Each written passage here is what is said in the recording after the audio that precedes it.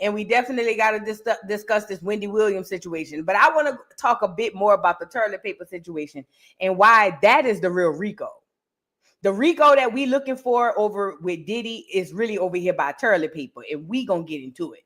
But I want to discuss that some of the details that came out throughout this lawsuit. This man talking about toilet paper, showing up, getting in the bed with him, girl. He wake up, toilet paper behind him, thrusting his groins and things, and he was just appalled, and he stood up and said, Tyler, how dare you? And toilet paper was sitting on the bed saying, you want to make it in the industry, right? You want to be on top? Look,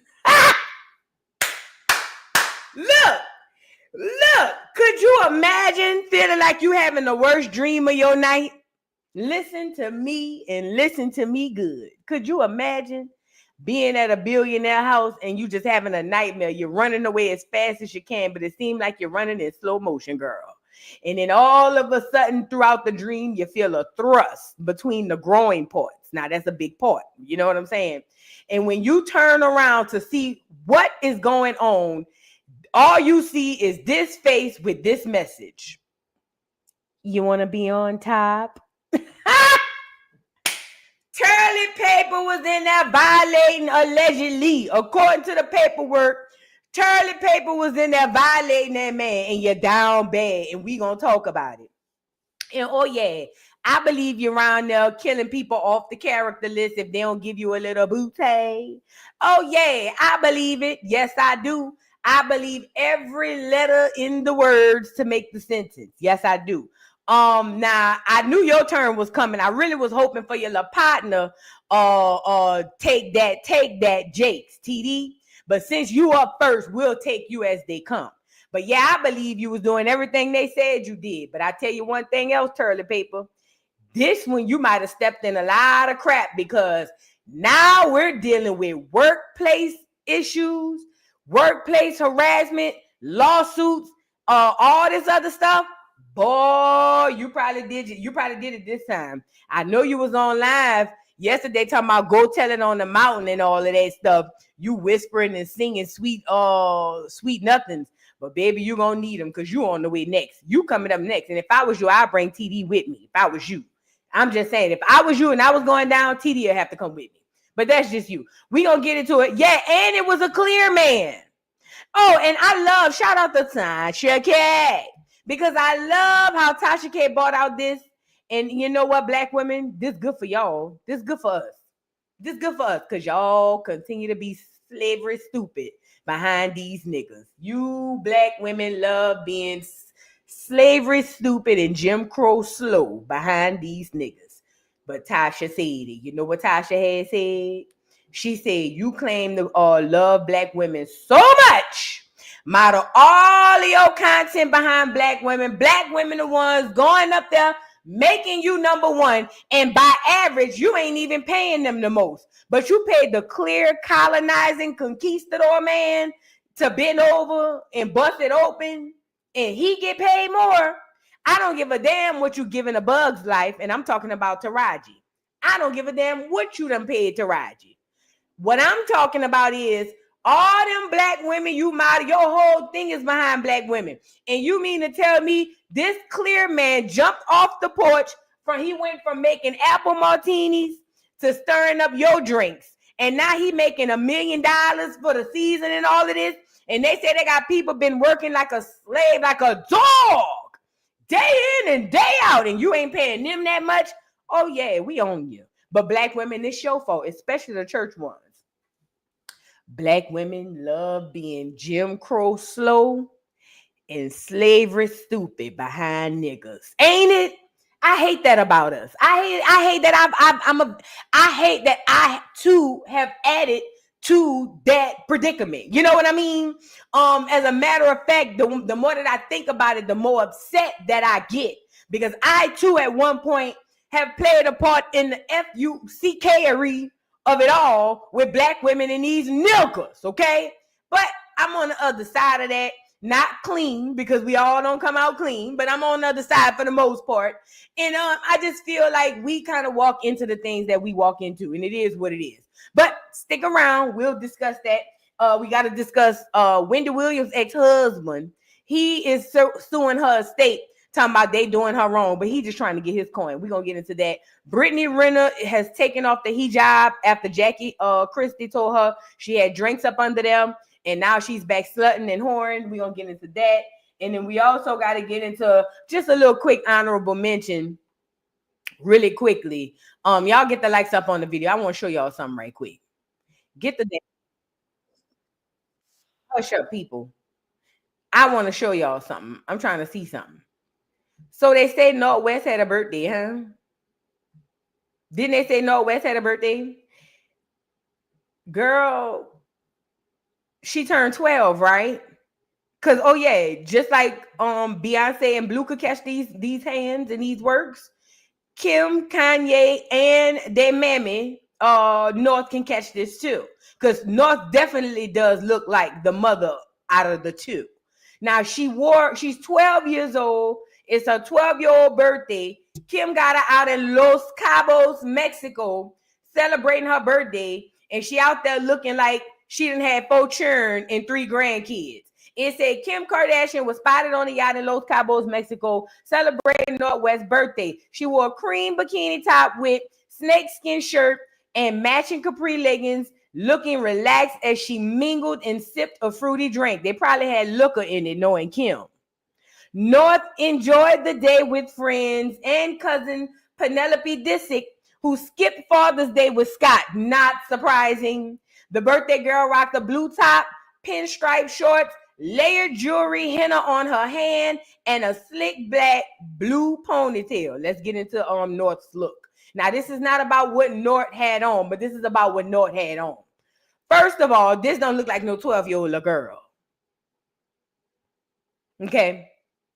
Let's start there first. She's 12. But I guess these hot in the pants women who don't see a problem with this is going to say, but Voodoo, you should mind your business and you should mind my ass. Now, I said what I said. She don't look 12 years old. She looked too grown. The lace front within itself, I don't care if it was blue, black, green, or yellow. Too grown. She 12. Then y'all with it, bad enough these little girls filling out more than they did back when we were younger. Because see, back when we were younger, if you was like me, you didn't get boobs till you was like in after you had a baby. You know what I'm saying? But they had the girls that filled out.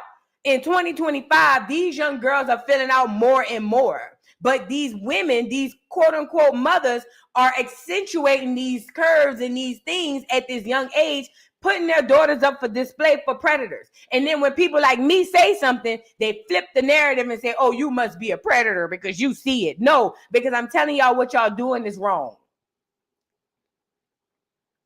It ain't even about what she's wearing. It's about what she's wearing. She's 12 years old. These children don't get an opportunity to be children.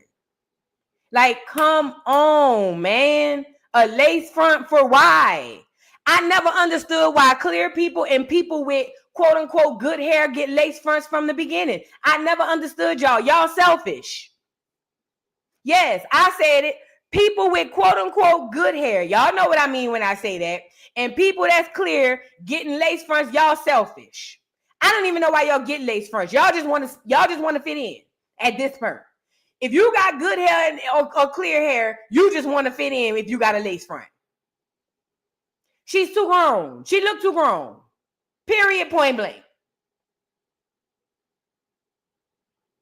This doesn't look like a 12-year-old. And if there are predators anywhere around the internet and or her personal, you know what I'm saying?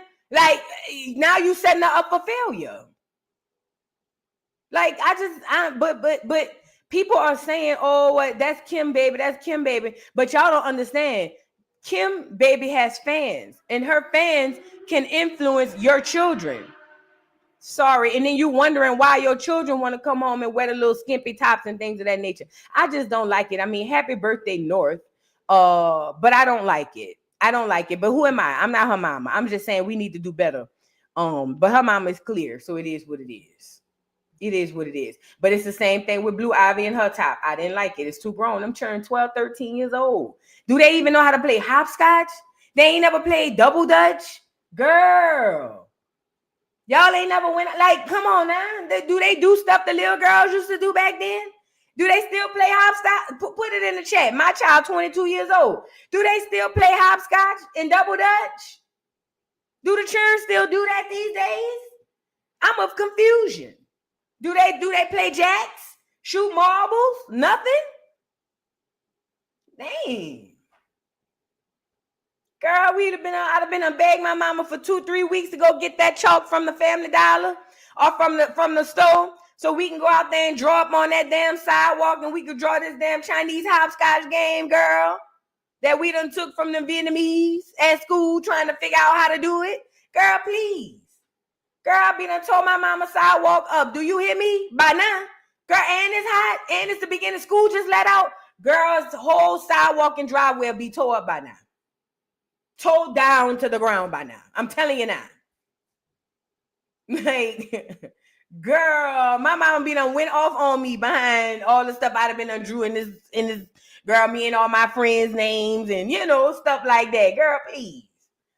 Girl, she done told me to wipe that shit up.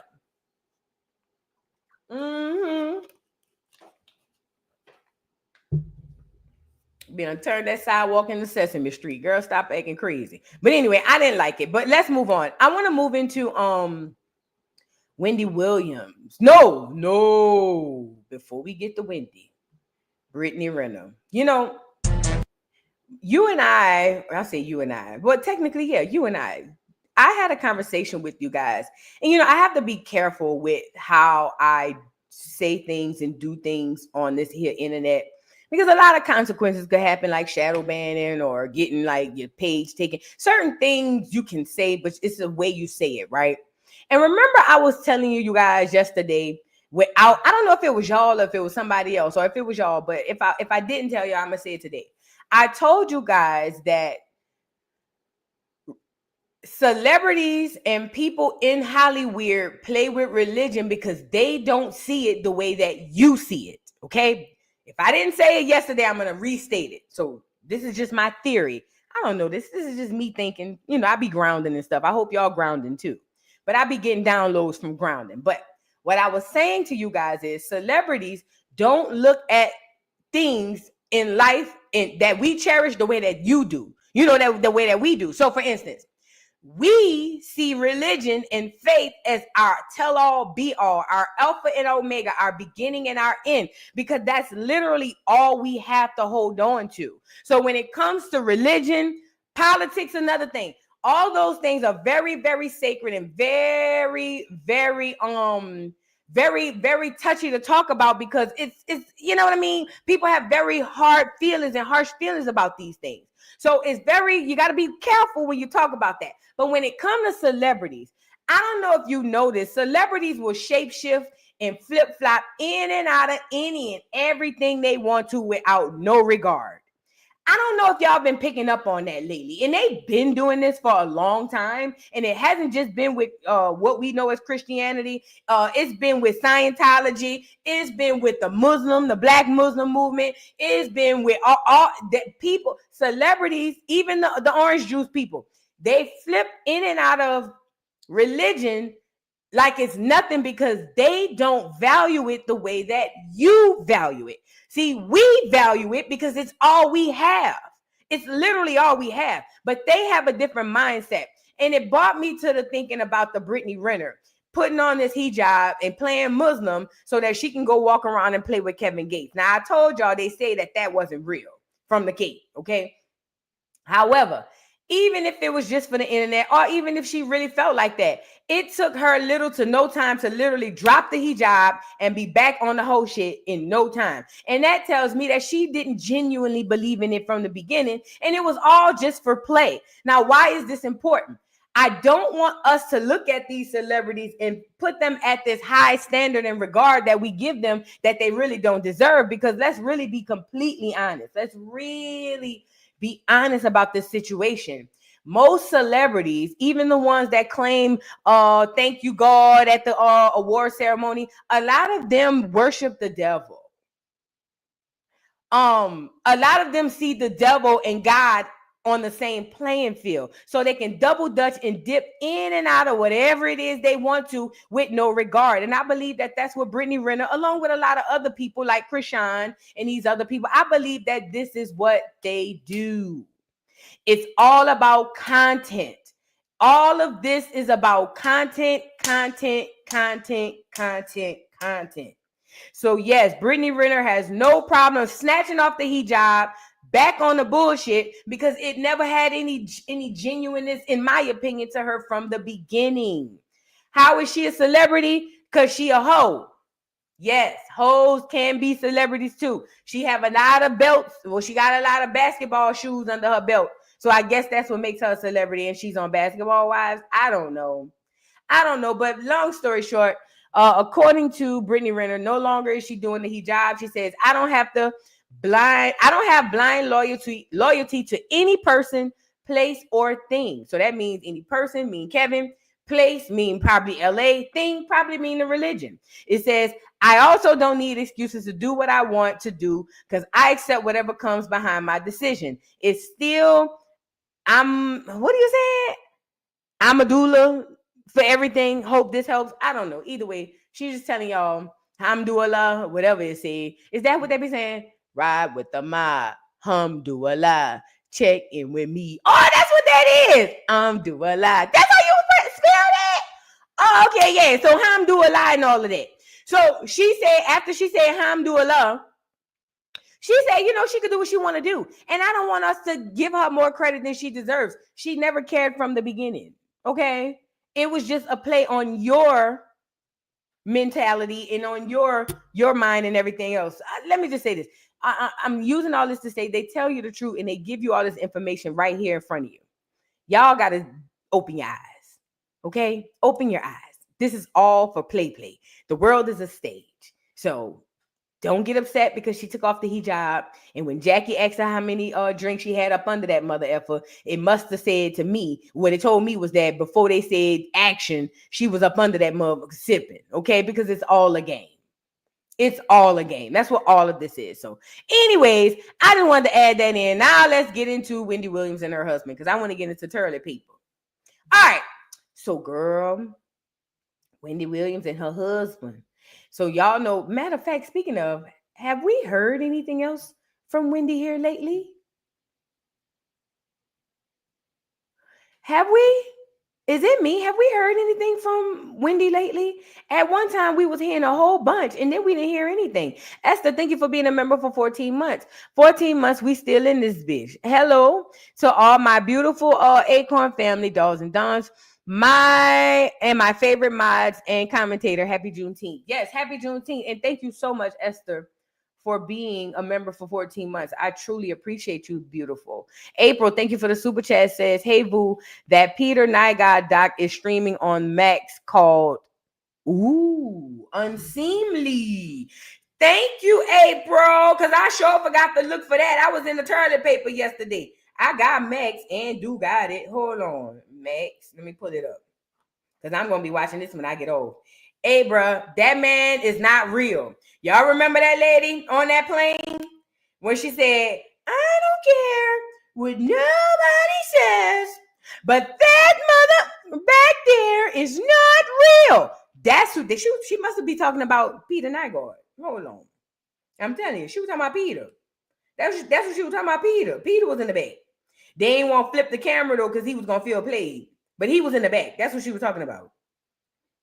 Him and Elon cut from the same cloth, if you ask me. I don't know. Yeah, I feel like him and Elon, two are the same.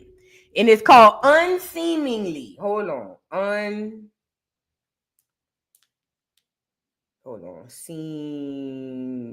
Unseemly, the investigation of Peter Nygaard. Do got it. Will watch it when I get off. Thank you so much.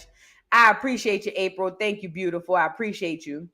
Deborah, thank you, Miss Deborah, for the super chat. Says, hey, boo and Acorn, today is my 70th birthday. Wow, you don't look 70. Can I get some?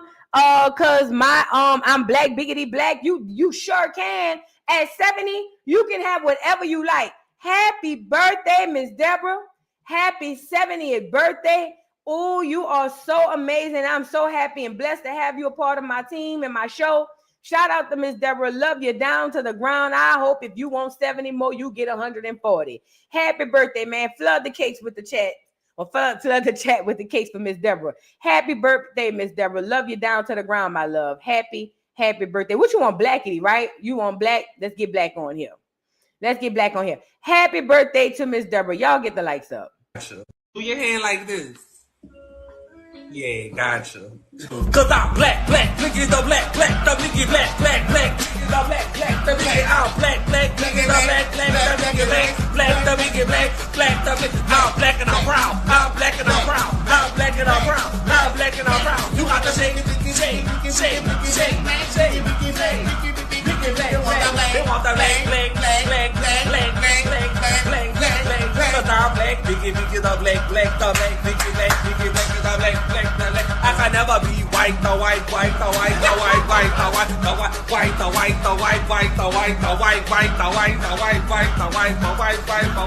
Shake, if the leg, wiggle, lift the leg, bounce, lift the leg, hustle, lift the leg, if the leg is around, let me see you put your hands up.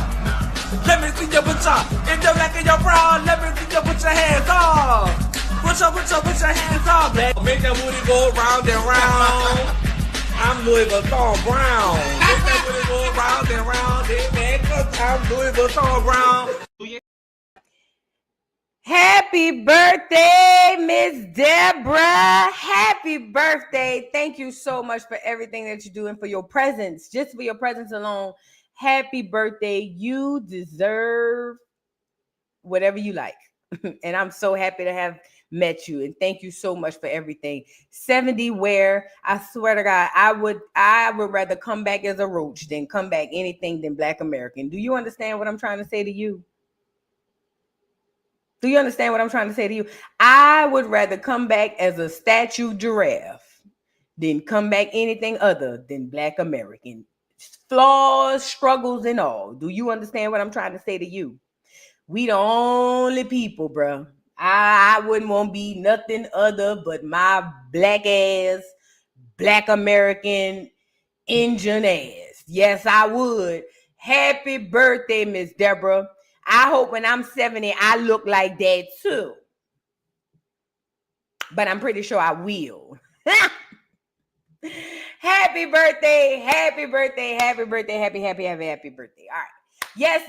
Y'all get in here. Get the likes up. Get the likes up on the video, please, and thank you. It is Juneteenth. So happy nigga day to everybody in the chat. If that's a bit too much to you, happy Juneteenth. Happy slavery escape day to everybody who's celebrating the niggas who didn't want to heed the warning the first time that they was free. So happy Juneteenth to the slow niggas in Texas. Happy Juneteenth to all the descendants of them niggas. Hell, quiet as it's kept, they might be some of my people. Because I do got Texas roots somewhere in there too. So I might need to tread light on the slow nigga comment. Because that might be some of my people. But either way, if it is what it is. We all got slow people in our family. You know what I'm saying? So yeah, happy Juneteenth to everybody, bro. Happy Juneteenth. Everybody, happy Juneteenth. Now we got to get into what's the man name? Oh, yeah. Wendy Williams' ex-husband. So Wendy Williams' ex-husband, what's his name? Calvin or Kevin? I don't know. He want to sue her estate for $250 million, or he's suing her guardian, Sabrina. Now, a lot of people think that this is a good thing because, okay, she'll come from under the guardian. But the thing is, that just makes it easier for him to take her money. Okay? So we're going to get into what's going on with Kevin and Wendy. It says, oops, Wendy Williams' ex-husband files $250 million lawsuit against her guardian, Sabrina Morrissey, requesting jury trial and seeking release from guardianship. It has become a weapon, not a shield. Now, this is my question. Maybe I answered it in my head before I asked, but if he's no longer her married husband, what business of her guardianship does he have? And maybe I answered that question in my head when I asked it, because immediately I said, well, if he has interest or money tied up or any type of assets tied up in the divorce in it, then I guess then maybe he would have interest in it. I don't know, but I know he's not suing Wendy to help Wendy. He's suing Wendy to get her coin so it can be easier for him to get her coin. Under the guardianship, yes, it was a two thing. It was a good and a bad. The good part about under the guardianship, being under that guardianship was, yes, Wendy literally didn't have to worry about paying Kevin, who was trying to take everything that she had. However, the bad thing is it literally controlled her. And him trying to pull her from up under that has nothing to do with her, the well-being, but everything, in my opinion, to do with him trying to get his coin. Now, let's get into what the article says. It says, neighbors get into this. Wendy Williams and her ex-husband, Kevin Hunter, filed $250 million federal lawsuit to end her guardianship. Oh, so pause, back up. Wendy Williams and her ex-husband, Kevin Hunter, filed a $250 million federal lawsuit to end her guardianship. So both of them are filing this lawsuit against the guardianship. That's different. That makes a big difference, okay? So it ain't just Kevin, it's both of them. They came together for this lawsuit from so far. According to page 6, the lawsuit is against Wendy's guardian, Sabrina Morrissey, Wells Fargo, her ex-manager, Bernie Young, her one-time financial advisor, Lori Schiller, and others. They claim guardianship has become a weapon, not a shield, claiming Wendy is being abused and neglected and defrauded by the court appointed a guardian. It says the guardianship serves no therapeutic purposes. It's not protective. It is punishment, pure and simple, they said in the lawsuit. In the suit, addressed Wendy's ongoing issue of being trapped at her assisted living facility, which gives her limited access to a phone and hinders her relationship with friends and family.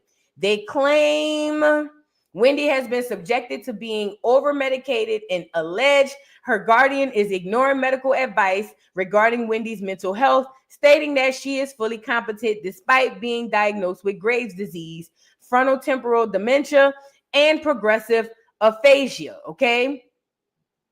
The suit went on to accuse Morrissey of poor financial management, alleging that she was not properly vetting payments made using Wendy's accounts and claimed she wasn't making timely payments. The document is listed. The documents list 22 counts, including violation of free speech and access to courts.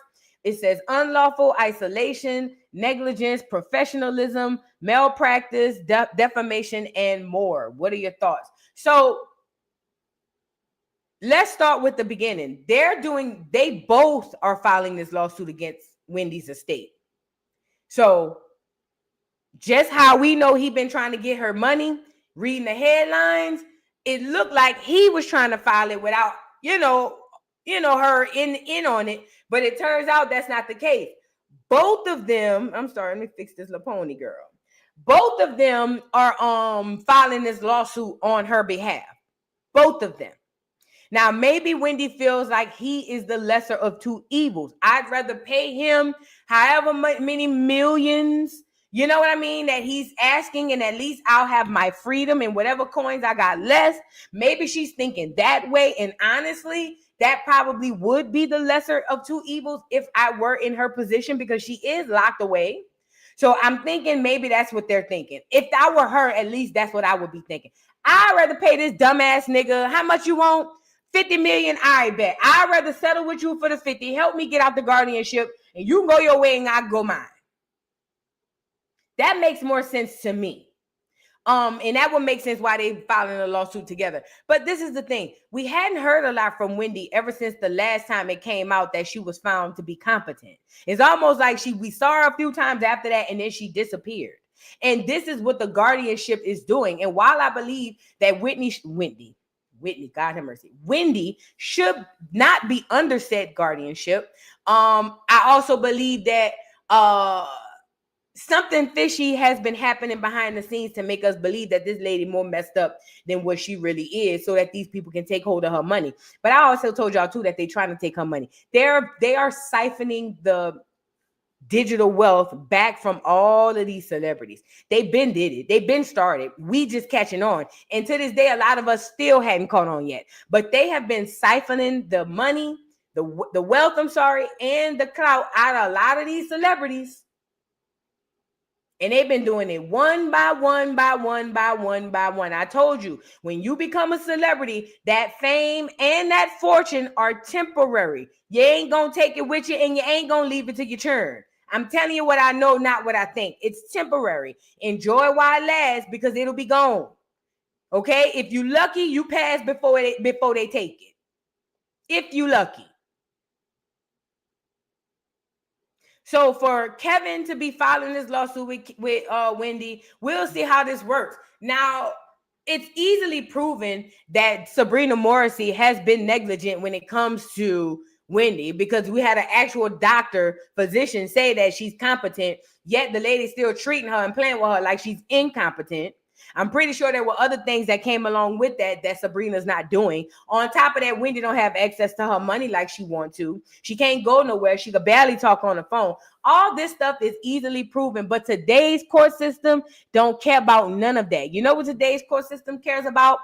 What we want.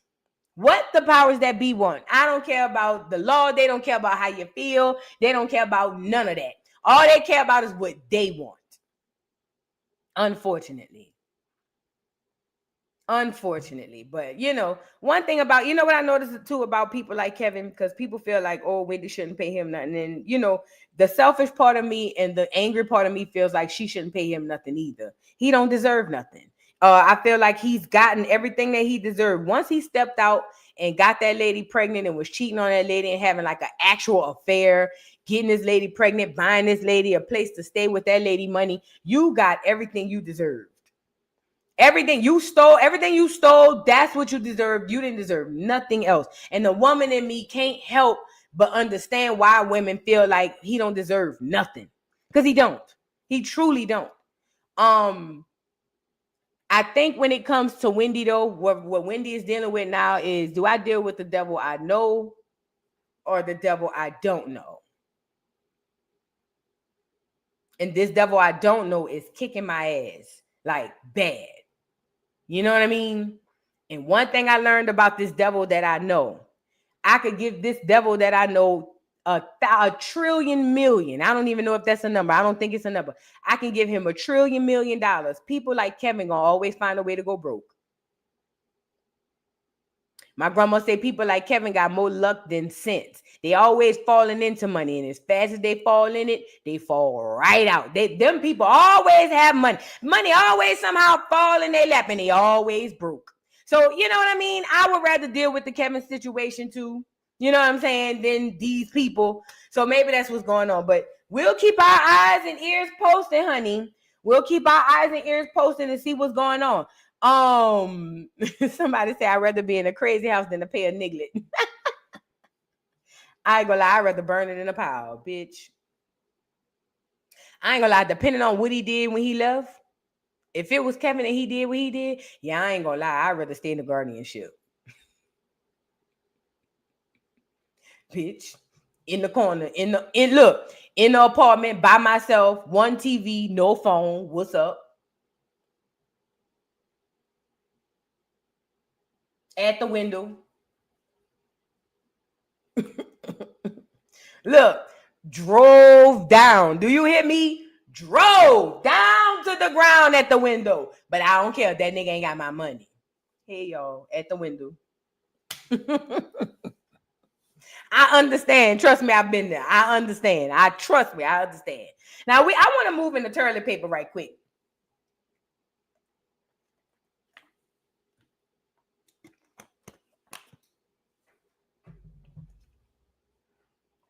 You guys, get the likes up on the video. I'm sorry. Please get the likes up on the video. We got to talk about toilet paper. Get them on here. Let me get them up here. Hold on. Let me get toilet paper up here. So now, toilet paper done stepped in it now. Now, we spoke about this yesterday, and I wanted to get a little bit more information. So I was able to find some of the court docs. I thought that was cool. So we can go over a couple of those. And not only that, we can go into a little bit more detail now that we have the detail that we have, because see, this is very imperative. And to the people in the bike, the IEP people, imperative is a next level of importance. Okay. Imperative means sit your ass down and open your ears and your eyes, because you too might be entitled to compensation. Okay.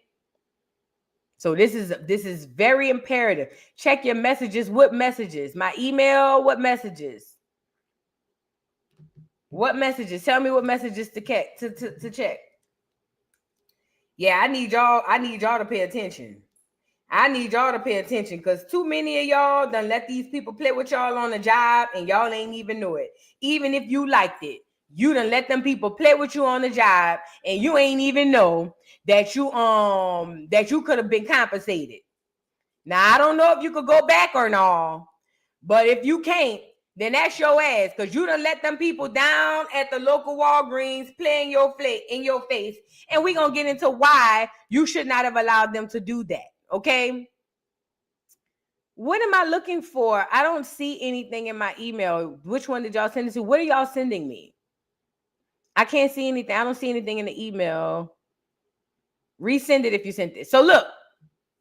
So yes, you or your friends or your family may be compensated. And I don't care if you're a man or a woman. Okay. Because this is the RICO we thought we got with Diddy.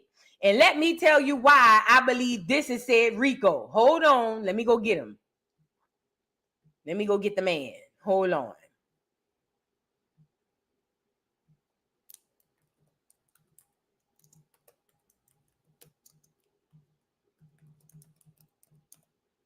Hold on.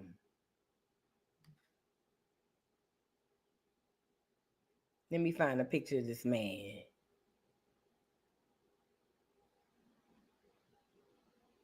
Okay, let me share that. Y'all get the likes up on the video. So there was I saw it on Tasha K channel. I might need to go get her video. I hate to pull a video up, but so I'm gonna go pull it up on Tasha K. So Tasha K last night, and I can literally never catch people live, and I hate that. I literally hate that for me.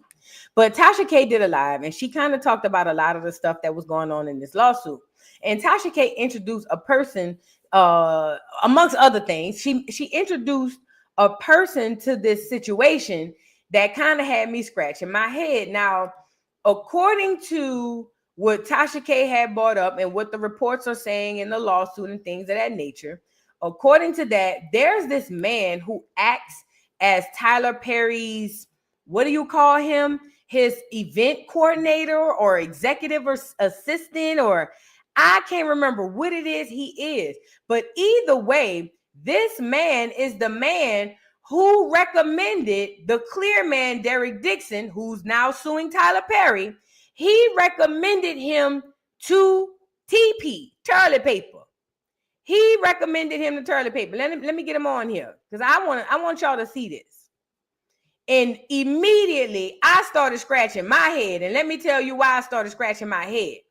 Because I feel like this assistant dude, this Derek Dixon ain't the first person this assistant dude done referred to toilet paper.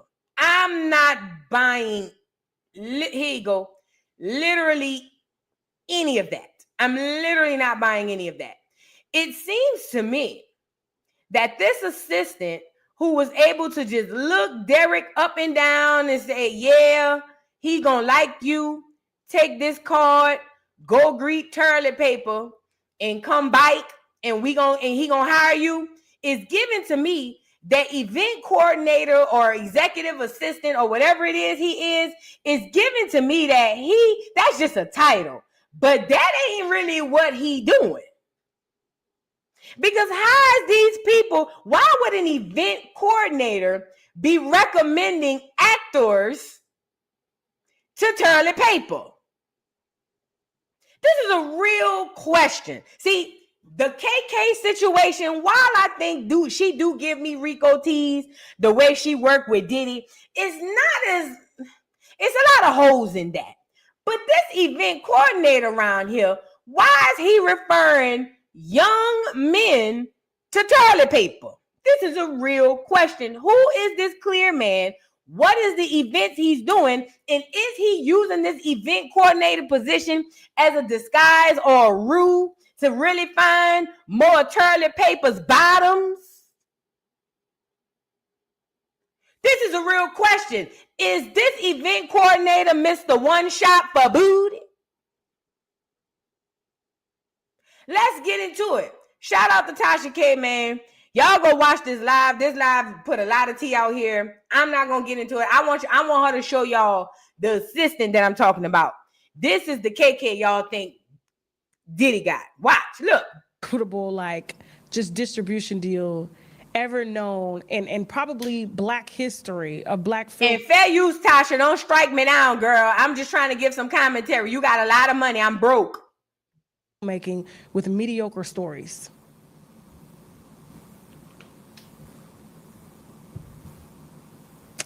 And him knowing that, you know, Harvey Weinstein was giving out Oscars and Harvey was doing this too. It's a cult amongst them. So this is what's happening in this moment. What's happening in this moment in the live, basically Charlie Paper was texting the boy Derek Dixon, right?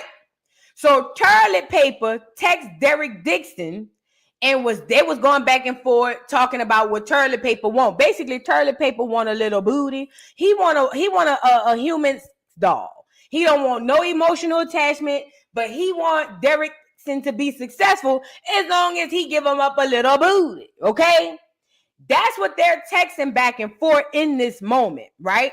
And what Tasha is saying right here, hold on. The events planner had referred to a hold on, back up. What if recording back up. We haven't gotten to the event planner. This the Rico right here. That event planner ain't no event planner. Oh, he planning events, all right. That event planner ain't no event planner. I'm gonna be honest with you. I ain't trying to negate Tyler Perry's work, but there's a lot of. So what happened was in the show, in the text messages, Derek Dixon told Charlie Paper, I'll do X, Y, and Z if I can get an Oscar. Charlie Paper said the only other billionaire who's doing that is in jail, which he was referring to as Harvey Weinstein. So apparently, legend has it that if you gave Harvey Weinstein a little bootay, then you too can be on stage like this kissing your Oscar. You get it? So now I'm starting to think about all the people who got Oscars, and I'm starting to squint my eyes. Okay? So boom. So what Charlie Paper was telling Derek was, baby, I can't get you no Oscar. Now you're going too far. The one who was getting Oscars, he locked up. However, if you want to go shopping at Saks Fifth, if you want to go do X, Y, and Z, I'm your man. What Tasha is saying is, this is a cult amongst these people. I keep telling y'all, our vanilla worlds that we live in, where we get up every day, Monday through Friday, and work out with 9 to 5s, clock in, come home, deal with these badass churn, these nagging ass niggas and these nagging ass women, dealing with these crackers on these jobs, all the stuff that we do, go to church on Sunday so we can sin again on Saturday, all that wash, rinse, repeat stuff that we do, that's our norm. That's not these people's norms. These people do stuff your mind can't even think of. I keep telling y'all, and I was talking about this yesterday with Miss Parker. Y'all don't really want to dive real deep into what really be happening at these freak-offs. Because, see, y'all hearing a little sniggly-giggly around here where they talking about Diddy wanting the girls to keep the little semen or whatever on them so that he can, play in it. That is cake and ice cream compared to what really be happening at the freak-offs when we start getting into rituals, sacrifices, animals, Satanism. Let's not start. There's a culture that you know nothing about. So when y'all be hearing these stories and they giving y'all the rated PG, because that's what they giving y'all, the PG. When they giving y'all the rated PG stories of these freak-offs and these things, y'all got to understand, you the one late to the party. So welcome, numb nuts. These people been doing this. This is nothing to them. This is a Tuesday evening to these folks. So Charlie Paper, TD, take that. Harvey Weinstein, Epstein, the Steins, the Eames, all of them, Diddy, Jay-Z, this is how they roll. And Beyonce too, in my opinion, if I had to throw her in there, because she up there. And I said what I said. People out here that are extremely talented, especially in the African American community, and he got by and got the largest equitable just distribution deal ever known in probably Black history of Black filmmaking with mediocre stories. He does. He has made he has made billions of dollars, or at least millions, off of the pain and the worst part of a Black woman. And because we love and are addicted to our own pain, we just run right to it. She's not lying. And Christian Griffin, you are on the right track. She says the things that happen at these freak offs are probably the same thing that happened to the Jackson 5 kids. Put a 1 in the chat if you remember what happened to the Jackson 5 kids before they were famous. If you were here during my deep dives, when we used to do deep dives on Rumble, put a 1 in the chat if you understood what happened to the Jackson 5 kids in order for them to be famous. If you understood what happened to them, then you understand why I say the PG version that we get into these freak offs is way deeper than that. You guys have no clue. Y'all don't have not a clue in the world. Y'all don't have. Stars are made. I'll say that. Stars are made at the freak offs. And it ain't always through the cootie cat.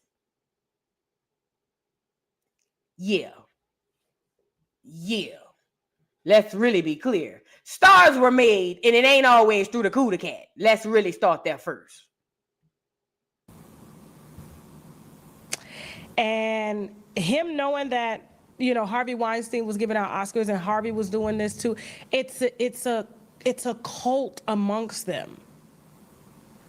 The fact that the events planner had referred to a billionaire who to hire, like, this is organized trafficking. Now, RICO is what it is. Perry said the event planner is the one sending all the niggas up through there. Toilet paper done already said through the text that he got other niggas around there on payroll. And they all coming through the event coordinator. Get them on here. Message to Dixon. That is exactly what Tyler Perry was doing. At some point, Dixon left Atlanta. Okay, we already read that. Now, okay, let's go into, because he is suing 3 other production companies in addition to Tyler Perry, but he's giving the other production companies, because he's leaving them as does right now. He's not releasing the information, because I take it that they're probably in talks, probably Lionsgate or somebody like that, whoever produces the movie, whoever owns or co-owner of the production studios. But Tyler Perry was the only one that said a hard no.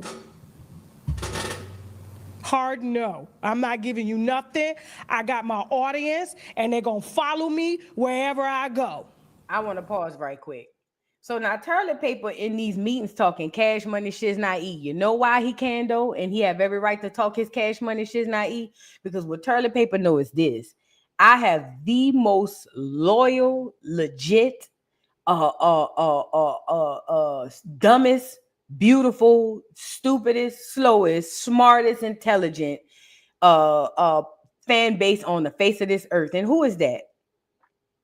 You looking at them on your screen. Black women. We are all things amazing and all things stupid at the same time. We slow as a box of rocks. So Toilet Paper sitting in front of these doggone clear people talking cash money shit's not eat, because what he understands is, baby, I don't need y'all. Do you know who my fan base is? Bitch, you don't want to sponsor? Fine. Do you know who my fan base is, though? Girl, please. Girl, please. My fan base, he knows what he's got. Okay, so who knows? In my opinion, I think that Toilet Paper done pissed somebody off, and now it's your turn. Or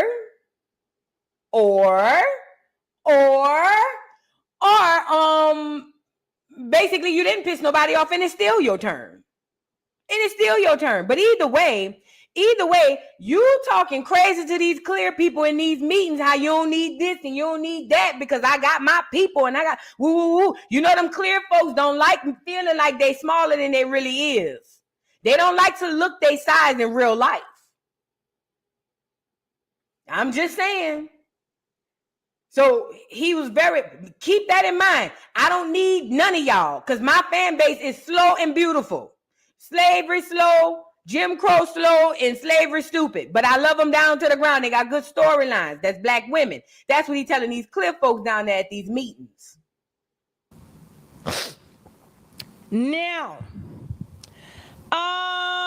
let's go down to more allegations. I want her to go to that. The factual allegations in or around September 2019, plaintiff worked for an event company called Legendary Events in Atlanta that was hired to organize defendant Perry's studio opening party. Plaintiff was recruited by Tony Conway, the owner of Legendary Events and close friend of Tyler Perry. Okay, there it goes. Now here we getting into the RICO.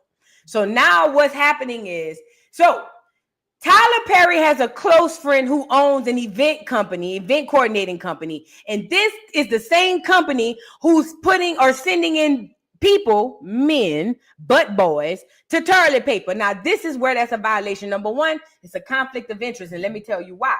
Because you and this person are friends. Now, it's nothing that says that friends cannot be in business together. There's nowhere that says that friends can't be in business together. However, when you start coming up on what do you call it? Those clauses and those integrity pieces and in those workplace, now it gets very, very tricky. So Derek comes through the event coordinating agency, who's just friends with toilet paper. It gives to me like that's your homeboy who send you your booties. You feel what I'm saying? And that's what it's looking like to everybody else. And that's what she's starting to explain, how Derek came through his homeboy's event coordinating agency. But I still don't understand why he's selling talent if he do events. You see what I'm saying? Like, I get it if I just happen to run into some talent. Oh, by the way, my friend is Tyler Perry. I want you to meet him. I get that. But why is the event coordinator sending talent to Tyler Perry? That makes absolutely no sense. It makes absolutely no sense. Okay. Now, defendant Perry picked plaintiff out of a crowd of employees present at the party and began asking plaintiff questions about his employment status and whether plaintiff was an actor. So you're asking one of the servers at your party if he's an actor, or can he act to be with you? So right there is putting me in the mind of Jeffrey Einstein. What is his name? Epstein and that lady. So basically, he's scouting the men. He's going over there being coy. Oh, are you an actor? Bitch, I work at Applebee's. The fuck? If you've never been in Atlanta or Hollywood or Miami or New York, you don't understand what I'm saying. So whenever you in those big cities like that, where they do a lot of film and a lot of people will come up to you to make small talk with you, and they'll say the most craziest shit to you that's way out of the blue. Like, for instance, somebody had came up to me years in Schools of Blue and was like, oh my God, this is when I was thinner, but your cheekbones, you have a beautiful face. You can model. Bitch. With the gut that I have, girl, go lay down. Stop playing. So what this dude is doing, the assistant, is he went to Derek. Oh, are you an actor? Oh my God, you're an actor. And Derek is like, no, I'm a bartender.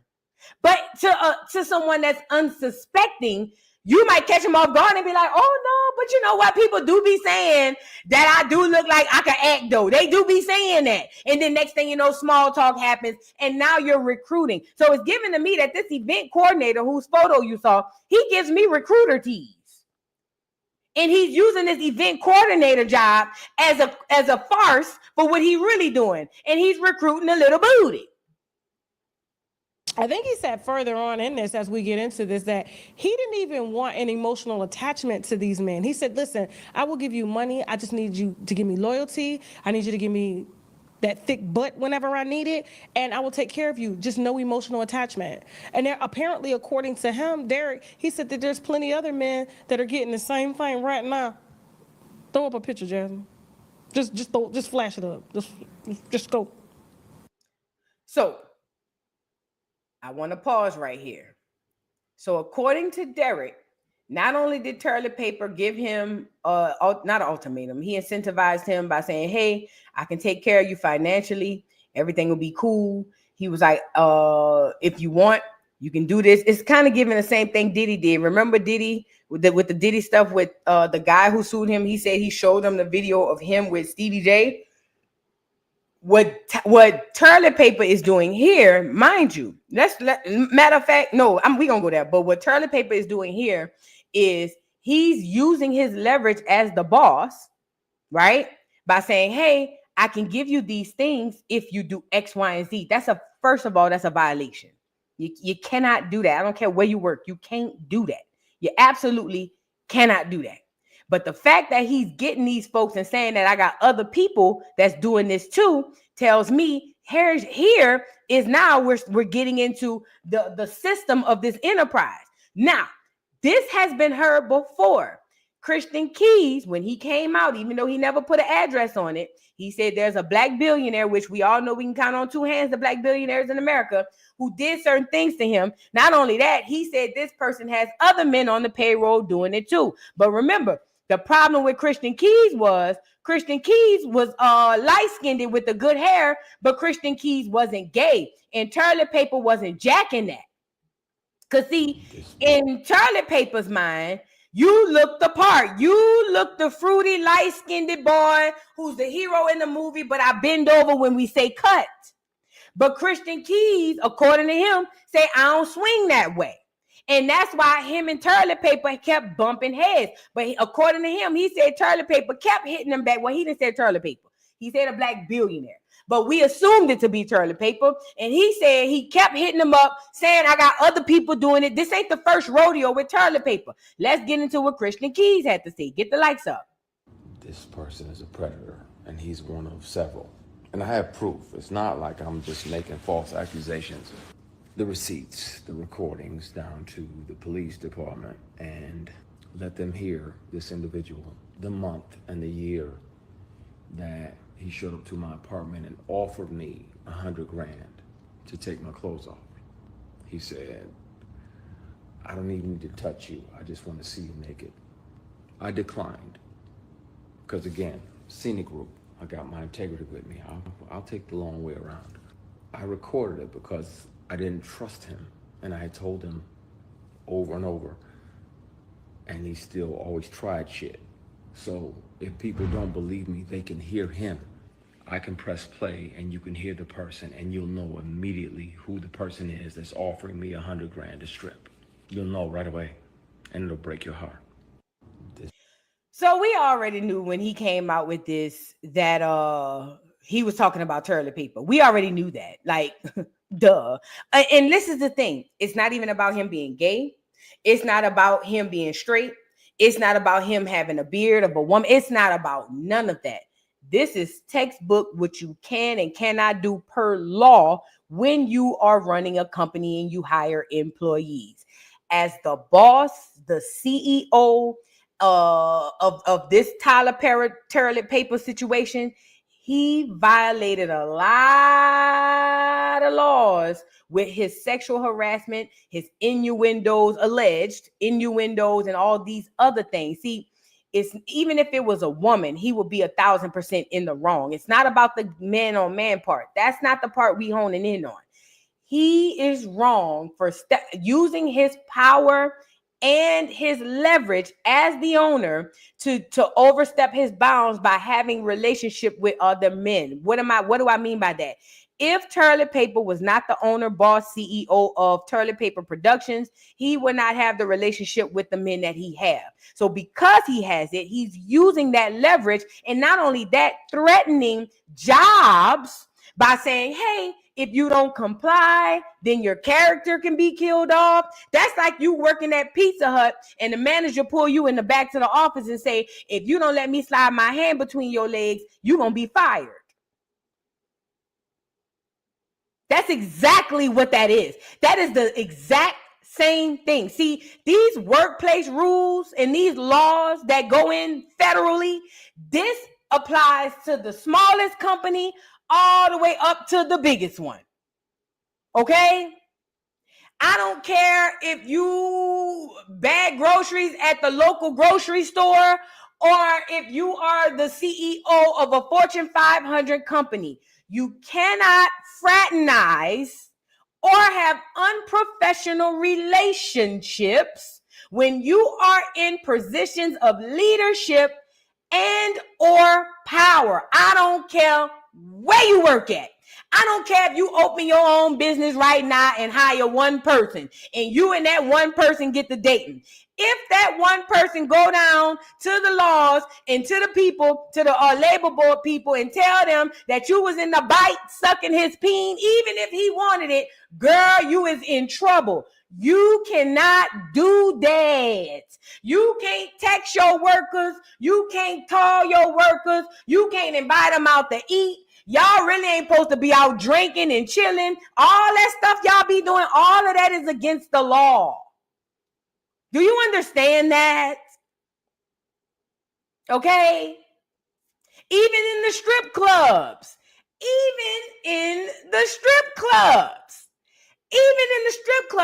You cannot sexually harass me and or assault me.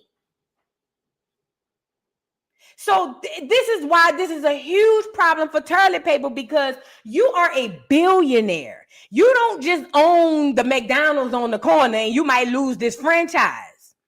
See, it's not about R-wording. None of this is about, you know what I'm saying? Like with Diddy, it's not about violence. It's not about none of that. What this is about is leveraging your ability to take advantage of people who do not have the same means as you.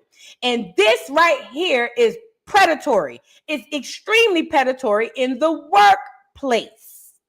So if it is proven that toilet paper wiping his ass on all these little niggas y'all love watching on Toilet Paper Productions, then he is in a heap of trouble. Do you understand what I'm trying to say to you? He could literally lose everything. And of course, be an offender and all those other things. But that's other things that could happen. But at the which is most important for toilet paper, I don't see no jail time, but who knows? Let it fold out or let it unfold. But he could literally lose everything because all he want to do is be with niggas who really got old ladies and old mans already. And a lot of y'all saying, but Voodoo, he's a billionaire. Why not just go find somebody who want to be with him? Because it's no fun. I don't want the person who want me. See, the name of this Rico should be called Power. See, y'all watch Power with 50 in them, and y'all watch Ghost, and that whole show went clean, smooth over your head. See, toilet paper is in a huge position of power. Men, especially men with power, are the most heinous, disgusting creatures you could ever run across because they're able to tap into any and every part of their nasty little brains in order to see what they can and can't get away with. And what toilet paper seemingly has been doing is that it seems that he has been utilizing his power to even turn some straight men gay. Yes, there are men who are gay for pay. Now, in my opinion, you're just gay. However, he's taking men who he shouldn't be with and using them as his boy toys or whatever it is. Either he's using them at his advantage or for his advantage or to his advantage for that matter. And he's utilizing that through his power. And that right there is where he really stepped in it. Now, this is the gag. You think toilet paper the only person doing this? Hell no. Hell no. I remember they opened the first Hooters in Slidell, Louisiana. I'll never forget. All them hoes used to be coming back to the restaurant to tell us how the managers is over there be touching on them and all of that. This is what happens in workplaces. However, a lot of people don't know their rights and their laws. And that's why the lawsuit is written up the way it is written up. Notice, you don't hear a lot of violence. You don't hear a lot of, oh, he R-worded me and held me down and pinned, because you don't have to do all of that. That's low-hanging fruit. In this situation, that's low-hanging fruit. The big wigs is this workplace stuff that he got going on. Okay? And to this dude, they claim Christian was paid off because he fell off the face of the earth. They say he came out and said it wasn't toilet paper, but if he was paid off, of course he'd say that. But I don't know if he was. Either way, with this guy, he said a lot of things. He even mentioned that toilet paper told him that he had other men on the payroll as they spoke as well. So this is something that he did. This is what toilet paper does. and he's going to get him a lot of trouble. Now, some people say toilet paper should have just went on, got married, and been done with it. And I agree. He should have just got married, but that's no fun.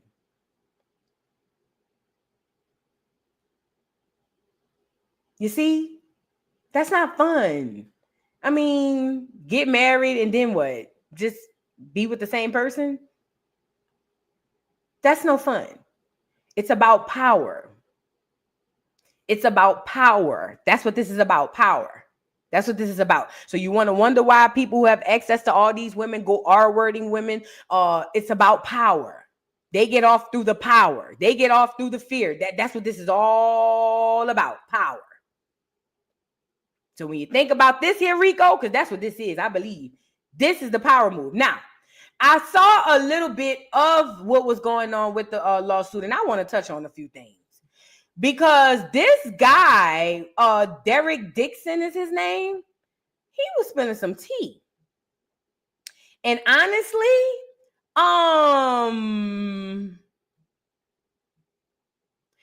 I told y'all, and I keep telling y'all, this plays a part in the selection process. Let me put it on the right one. This plays a part in the selection process and what you have to do when you are selected. Because what the old saying is, there's nothing in life free, right? It says, actor suing Tyler Perry for SA says Tyler allegedly told him he was a top. Now, this was a shocker to most, but not me. When you have a big and hit that G spot right on these bottoms, they go crazy. Now, you're not about to tell me this clear man made that up. I know he ain't lied when he said that, but let's start with the top part. No, you know what? Let's read it first. Because, see, a lot of people were shocked that toilet paper was a top, but not me. He never gave me bottom tees. We're going to get into it. It says Derek Dixon has filed a $260 million SA lawsuit against toilet paper, claiming Perry did not hold back. He alleged Perry told him he was a top and spilled tea on how to make bottoms go crazy. In court documents, Dixon states that Perry inquired about his sexual preference and his role in the bedroom. If he texts this, he bury him. If toilet paper texts this, bury him. I'm telling you now. Start the fume processes immediately. He claims Perry said he had been intimate with men before, and during that time, he was the top. When you have a big and you hit that G spot just right on these bottoms, they go crazy, Dixon alleged, Perry said. He also says that Perry went on to explain why he prefers being sexually active with men who are in relationships, stating he doesn't have time for emotional connections, but being physical is fine. Dixon felt that if he outright refused Perry's comments and alleged advances, he would be cut from the Oval. That's the show. He claimed Perry had written into the script that his character would be shot several times in the chest. Pay attention to that paragraph right there. This right here, what Dixon is saying, the clear man is saying is, I had to do this to keep my job. Huge failure on Tyler Perry's point. If that is in text message, he is fried and done. I'm telling you now. He alleged that when he discussed this with Perry, Perry hinted that Dixon could continue on the show if he did a good job, and that being shot didn't necessarily mean his character would die. Dixon believes Perry did this to test his loyalty, claiming that Perry has previously killed off characters in an attempt to make actors more loyal or obedient. What are your thoughts?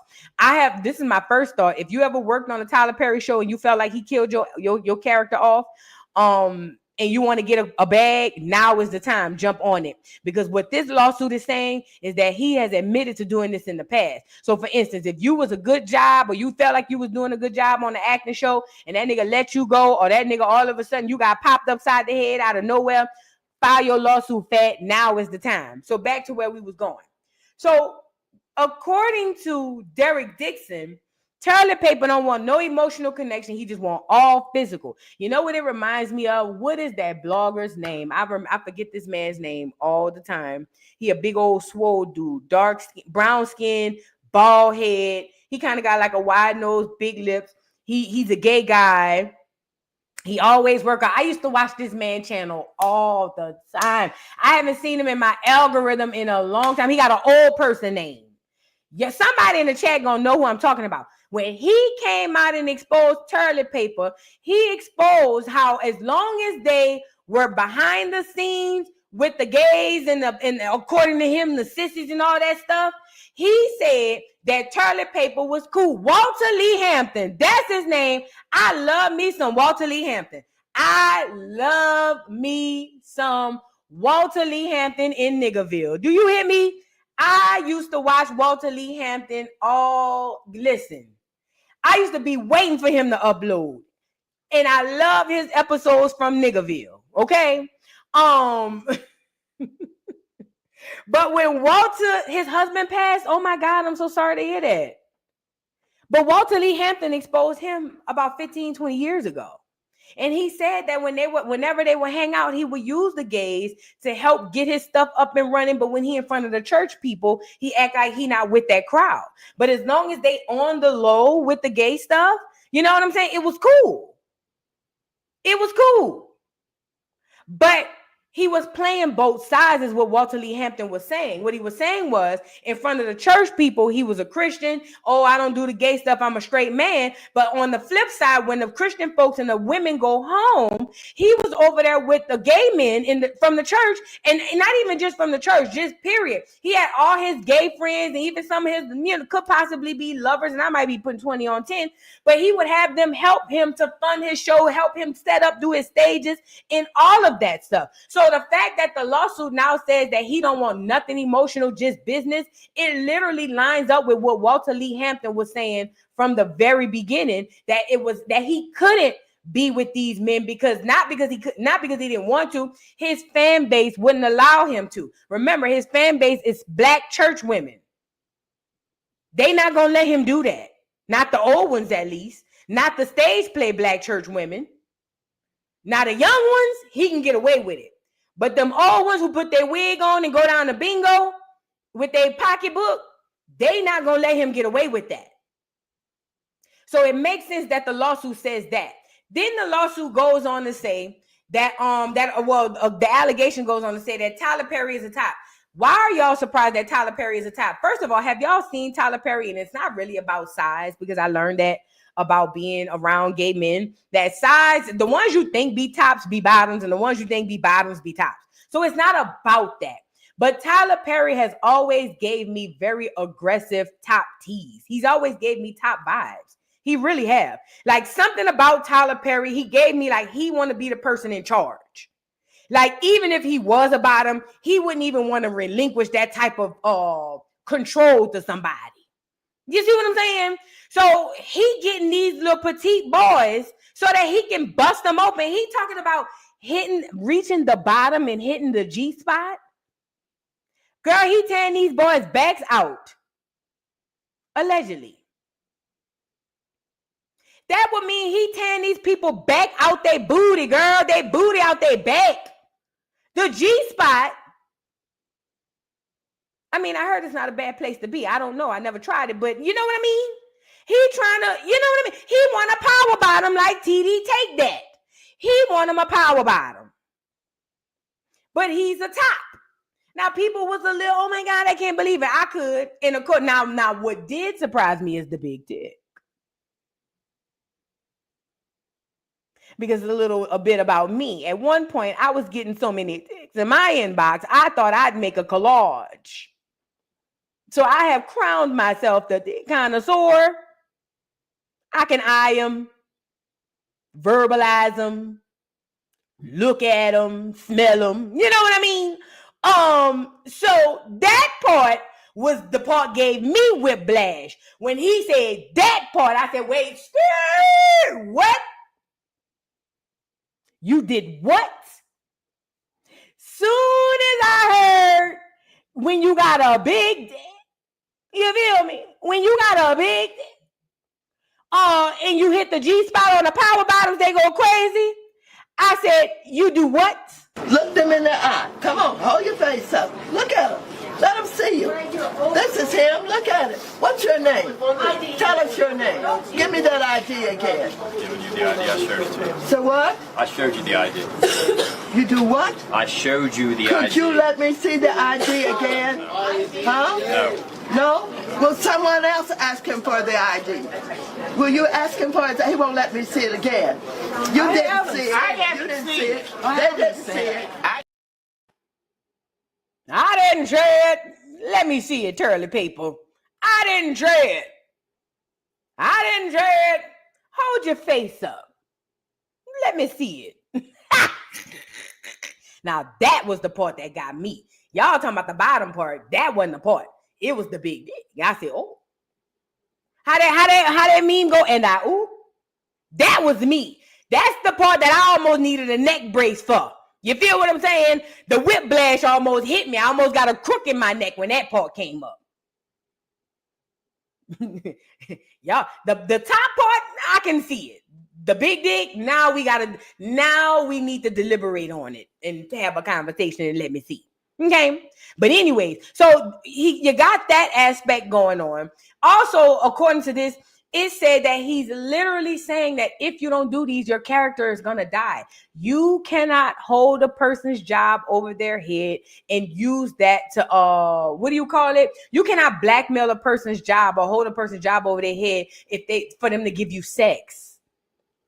You can't do that. You can't do that. You can't do that, y'all. And like I say, if you listening to the sound of my voice and you work at the Sip and Save, or if you work for this lady down the street, I don't care where you work. Girl, y'all know, I know now, listen, some of us got to do what we got to do to get where we need to go. So I'm not talking to y'all. But I'm talking to the ones who really ain't feeling it. Now, if you just playing back and forth with your boss, that's cool. But the ones who got your boss over there playing, inboxing you, following you on Instagram, DMing you, talking about, oh, you look pretty today. All of that shit is against the law. It's against the law. You can't do it. And this is why toilet paper may have stepped in it. And that's why I think the lawsuit is written the way that it's written, because it's there to take down the empire, the money. It's there to take the money. Hold on. It's another thing he talked about. And you notice they keep making sure they add the fact that toilet paper add, oh, I kill off characters, or, oh, if you don't do X, Y, and Z, the job, and, woo, woo, woo, woo, woo. They making sure they do that, because that's the part they need to hone in on. So when they go in and take his business, because that's what this is all about. Now, I went and found some pieces of the lawsuit, right? Because, why not? I can't read it all. There's no way that I can read it all. But I do want to read the part where, hold on. There is a part that I'm looking for, factual allegation. All right, let's just get to where we are. Let's read through some of this, not all of it. I'm not. All right. Factual allegation, we down here. In or around September 2019, plaintiff wanted or worked for an event company called Legendary Events in Atlanta that was hired to organize defendant Perry's studio opening party for the plaintiff, whereas recruited by Tony Conway, the owner of Legendary Events and close friend of Tyler Perry. So he was hired through Legendary Events is the name of it. And I'm going to put the man back on here. By this man, hold on. He was hired through Legendary Events by this man. Let me put him back up here. Damn it, Tasha don't have him up for long. Hold on, y'all. I'm trying to show you the man. Because this is the RICO. Okay, here we go. Okay, so this is the man who owns the event coordinating company who hired this man next to Tasha under toilet paper. He's the man who owns the event coordinating company. Now, he hires Derek. According to the lawsuit, Derek was hired by him to work the event, not to be an actor, not to be none of this, but this is a part of the play, okay? So this is the man they talking about. Goes on to say, his name is Tony Conway. He's the owner of Legendary Events and close friends of Tyler Perry. It says, Mr. Conway decided to place Dixon directly in a role at a party that required frequent conversation with Tyler Perry. Now, most people might say, well, this is random. He just saw him, he liked him, and he thought, oh, Tyler might like you too, so he put him over there. What I see is this is a calculated event that y'all niggas do all the time. Y'all get with people and y'all have these events, and then you put the people you want directly in touch with him, directly in his path, so that he can know, hey, he up next. That's what it's given to me. It goes on to say, defendant Perry picked plaintiff out of a crowd of employees at the party and began asking plaintiff questions about his employment status and whether plaintiff was an actor.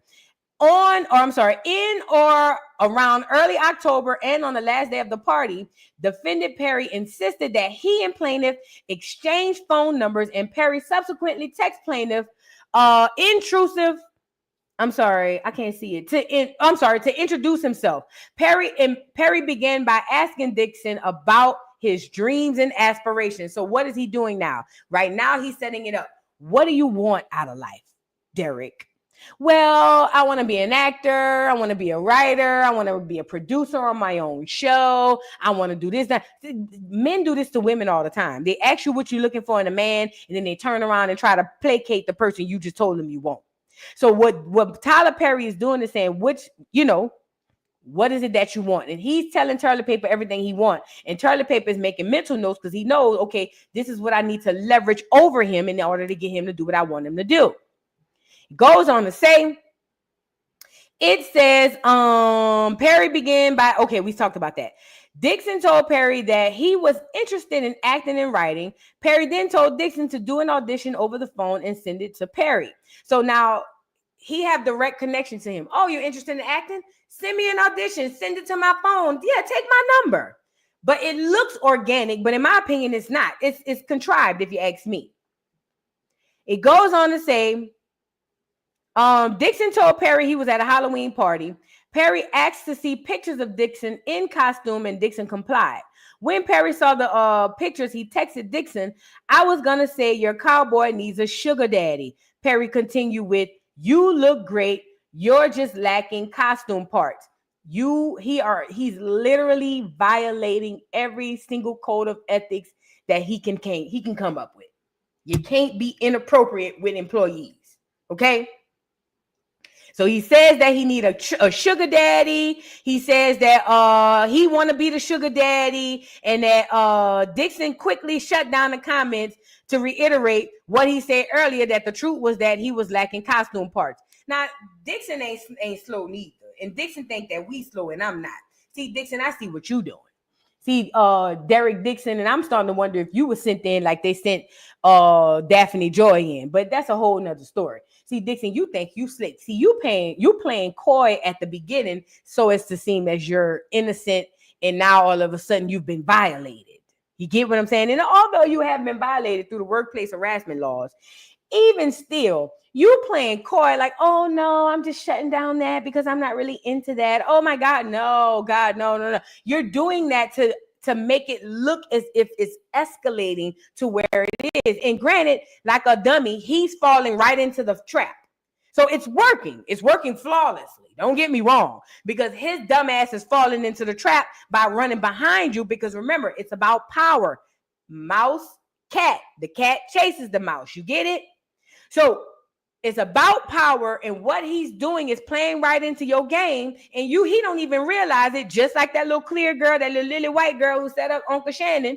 They playing y'all, and y'all falling right into it, and y'all just too stupid to see it. So, oh, no, I'm just saying, maybe I don't need a sugar daddy. Maybe I just need, better costumes. I know. I've been there. I've done it. Trust me. That's how I've gotten many of my sugar daddies, acting like you don't need the money. It's when you act like you need the money, it's hard to find one. But that's a story for another day. I told you I need to start an Auntie's Chronicle podcast for some of these young hoes, because they hustling backwards. It's when you act like you don't need the money when the nigga come give it to you. Stop acting crazy. That's free game for you. Let's move on.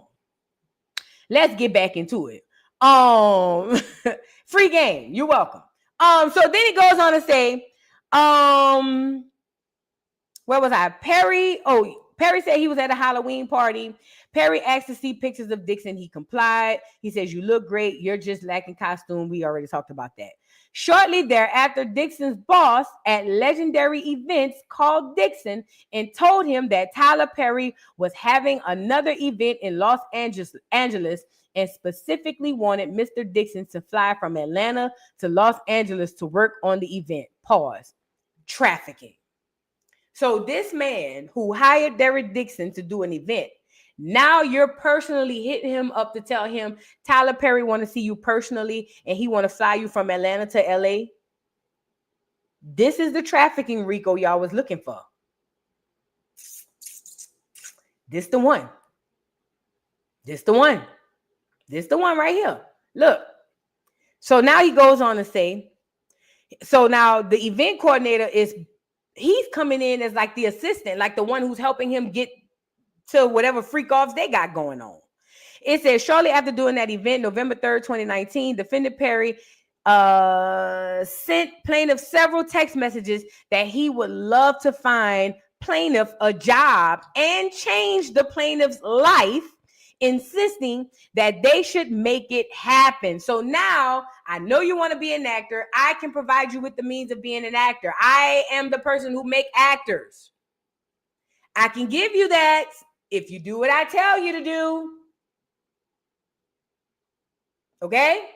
He goes on to say, he says he can make it happen. Perry and Dixon, what turned out to be an ominous warning, be careful hanging around me. That's what Toilet Paper said. I cause dreamers to dream bigger. I cause them to not only believe, but do. That then let's make it happen. You're an artist. You have to be fulfilled. Nothing else will suffice. So he's telling them, listen, you want to be on top, right? You want to be in the game? Come on, nigga. I'm letting you in. Just bend over. The very next day, defendant Perry sent an email which contained an offer for the plaintiff to play the role of Dale in Perry's television series Ruthless. Perry said it was a small role that could get a lot bigger, thereby setting up the first stage in a series of escalating quid pro quo offers. At this point, Dixon did not know that Perry was interested in men or that he was looking for a sexual relationship. Dixon assumed that Tyler Perry was genuinely a caring person who discovered the talent that Dixon always felt he had. This is a bunch of bullshit. And this is why I say, Derek, who sent you? You a man. I don't give a damn if you a straight man or a gay man. You know when a nigga playing on your top. Gay or straight. You mean to tell me, Derek Dixon, that you really, truly thought that he was just a nice person? This nigga on the phone talking to you like you a hoe. You know what it remind me of? You know how 50 Cent was mad when he said Diddy talking about taking him shopping? He was like, I'm a grown-ass man. What I look like letting a man take me shopping? That's the type of tease this give me. Dude, don't tell me you didn't know he was interested in men. The nigga literally said you look like you need a sugar daddy. That's what I be talking about, bro. That right there is what I be talking about. The nigga literally said, you look like you need a sugar daddy. And you gonna get on Beyonce internet and tell us that you didn't know that he was looking for a little booty? Who sent you, Derek? Peter Nygaard might have sent Derek too. You never know. You never know. He might have sent Derek too. It goes on to say, it says that Dixon filmed his role in Ruthless in mid-November and went back to the job as an event staff for Legendary Events. So now, nigga, you a whole actor in a movie or a TV show, whatever the hell this is, and you gonna go back as a bartender serving drinks as an event staff coordinator or whatever the hell you was. Approximately one month later, Perry brought and gave Dixon a new car because he hated Dixon's Jeep. bribery. He bought him a new car because he hated his Jeep. Mind you, Dixon at this time, according to him, ain't giving him none yet. But right now, he's antagonizing him and enticing him to do it. So he bought him a new car. He said he hated that Jeep, and he said Dixon was surprised and elated. But yet and still, you don't think he wants your ass? Stop the cap. Dixon had no idea that he was being set up by Perry, for extreme dependence. Let's move on. In December 2019, Dixon was requested to be a part of the event staff at another event for Perry's home in Jackson Hole, Wyoming. After that event, Perry said started frequently sending text messages, making phone calls, and demanding that Dixon give Perry some attention. On New Year's Eve 2019, Tyler Perry texted Dixon, I can tell you this last time I pumped gas. Wait, I can't tell you the last time I pumped gas, or went to the supermarket, or fly commercial, or packed a bag, or had good sex. It was before I was rich. Dixon found these messages to be strange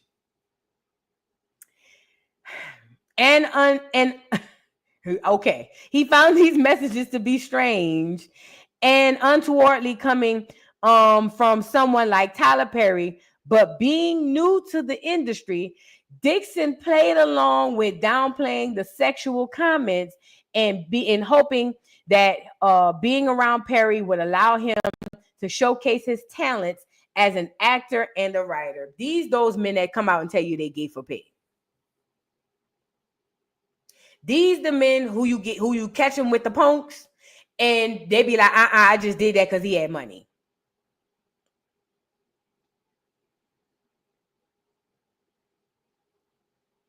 Who sent Derek Dixon?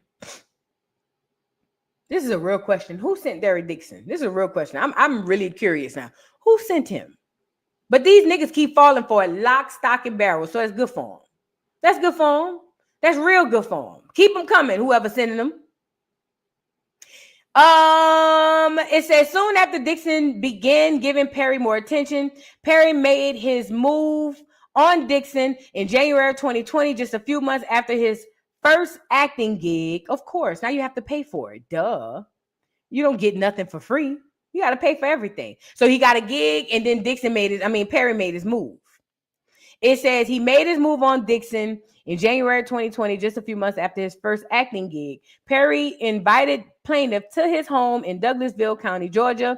Plaintiff showed up to the home, hoping that he would be given a chance to befriend Perry and show him how talented an actor Dixon was. You a raggedy, bald-faced, clear lie.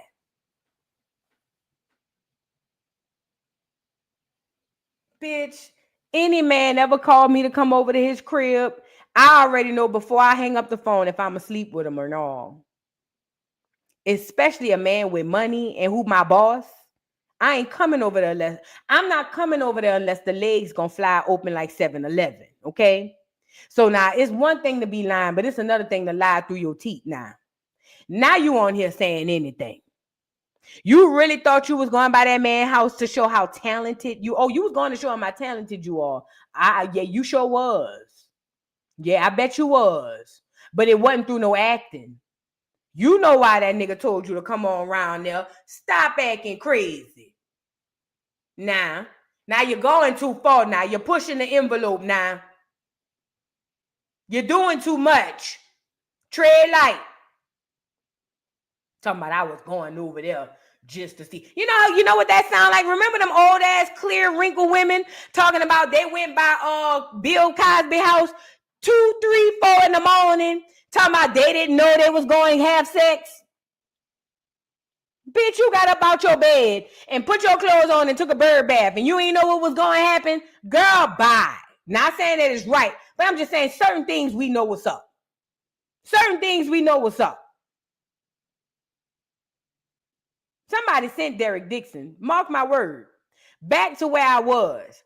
So it goes on to say, and I ain't going to read too much more because I got to get off, but we will continue tomorrow. It goes on to say, where was I? Oh, Dixon played along by downplaying the sexual comments and hoping that being around Perry would allow him to showcase his talents as an actor and writer. Soon after Dixon began giving Perry attention, it says Perry made his move on Dixon on January 2020, just a few months after his first acting gig. Perry invited plaintiff to his home in Douglasville, Georgia. Plaintiff showed up to the home, hoping that he would be able to have a chance to befriend Perry and show him his talent. It says at Perry's home, Dixon was served many alcoholic drinks, which Perry also partook in. Dixon felt that Perry was genuinely interested in Dixon's talents as an actor and writer. Mind you, he had no experience. Let's really be clear. Then he says at Perry's home, Dixon was served. Well, I said that. It says Perry made no sexual advances to Dixon or at Dixon while they were drinking, and the conversation was friendly. At the end of the night, Perry told Dixon not to drive home. Perry said it was dangerous and that Dixon was too inebriated to drive home. Now, here's the setup. Dixon agreed and was escorted to a separate guest room, not knowing this was a ruse to allow Perry to assault Dixon. Dixon was tired and did not have pajamas on, so he got in the bed with just his drawers.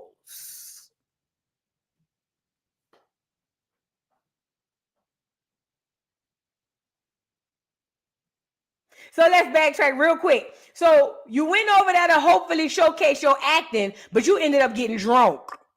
So drunk, toilet paper said, baby, you can't drive home. You can stay here in my big old mansion. So they sent you to a guest room, and you sitting in the guest room and decided, oh snap, I ain't got no pajamas. Let me just sleep in my drawers. Now I know this man want to get between my booty. But don't worry about it, because I ain't got no pajamas. Let me sleep in my drawers.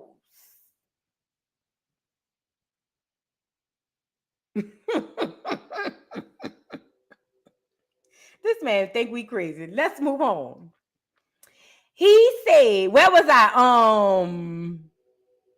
No, I'm down here. Okay, so he in his underwear. Before he knew what was happening, Dixon felt someone else slip into the bed with him. Legend has it. And started rubbing Dixon's body all up around his inner thighs in a highly sexual and suggestive manner. Suggestive, nigga, he in the bed spooning.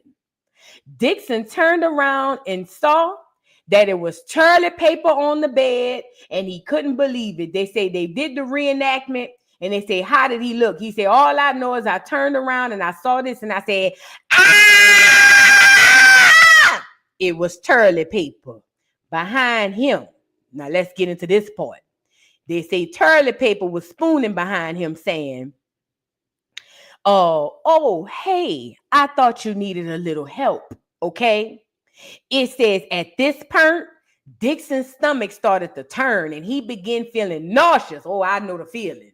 It says instinctively, Dixon jumped out of the bed and toilet paper. He told toilet paper that he wasn't that sexual. Toilet paper ignored them comments and told Dixon to turn around so Perry could see him and make his underwear and look at his naked ass. And Perry then commented on how beautiful Dixon's body was. So pause. Dixon, you said you were scared, but you jumped up out the bed and toilet paper turned around and said, it's okay, it's me. Now turn around and let me see that ass. You forgot to mention the part that you was turning. Because toilet paper was saying, that's a nice ass. That tells me that as you was appalled and about to throw up, you was doing the twisting and the turning. Okay? See, you left that part out, but I read between the lines because I'm messy. See, you left that little part out. You left that little piece, but I'm going to put it back in so everybody else could see it.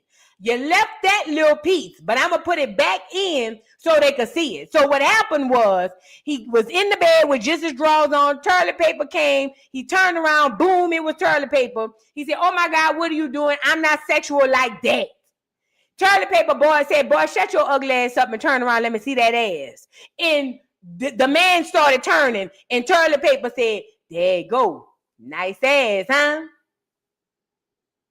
I put that part back in for you. Don't worry about it, dude.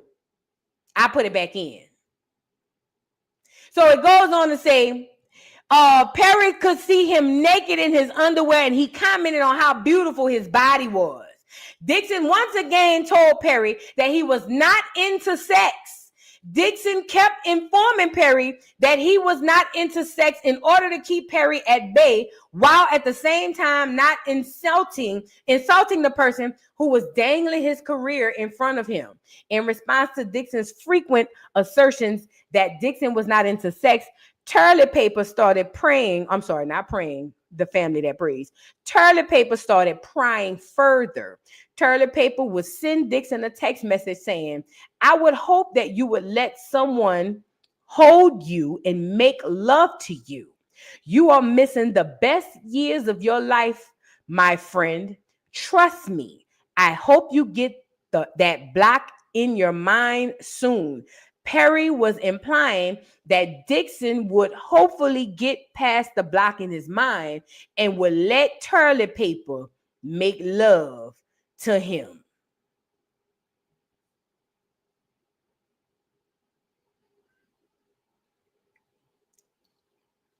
See, thank God this is not a case where Dixon is playing the damsel in distress. Because if this was a case where Derek Dixon was playing damsel in distress, I would lose my crap, because I would feel like this is all a bunch of cap. You knew what time it was. You was here for it, because Derek was absolutely here for it, in my opinion. But that's not why we're here. We're here because what Toilet Paper did as the owner and boss of his company, by using his leverage, like I said at the beginning, using that to get what he want out of these people, hanging their careers in the balance, dangling their career over them if they don't do X, Y, and Z. That is textbook violation of labor laws. Not doggone bills, not rules. I'm talking laws.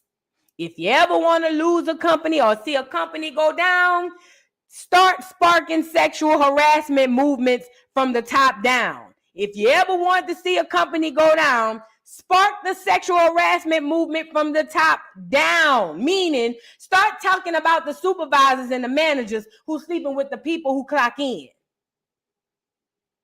This is what they're doing to Tyler Perry. And unfortunately, if this is true, if those text messages are true, Toilet Paper, they're going to flush your ass down the toilet. You done.